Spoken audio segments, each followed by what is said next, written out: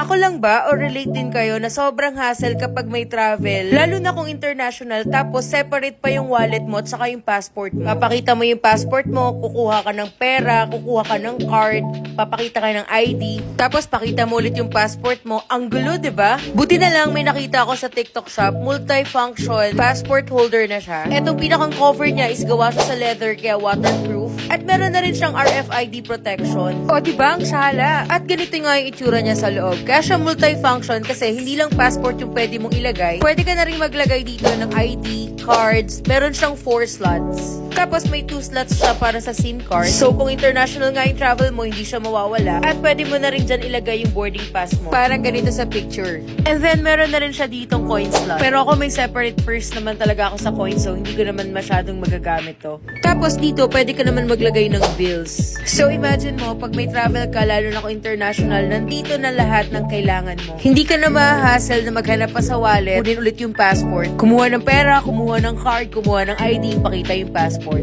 At least, diba, kung may international travel ka sa future, all-in-one na siya. Andito na yung passport mo, nandito na yung ID mo, nandito na yung cards mo, pag kailangan mo ng cash, andito rin. Pag kailangan mo ng coins, meron din. Pag kailangan mo yung SIM card mo sa Pinas, nandito na rin siya. Alam nyo naman na sobrang important talaga na organize yung gamit natin pagdating sa travel. At important din na space saver yung gamit natin. Available din to sa iba't ibang colors. So ilalagay ko na lang yung link sa baba. I-check out mo na lang sa Yellow Basket. Okay, bye!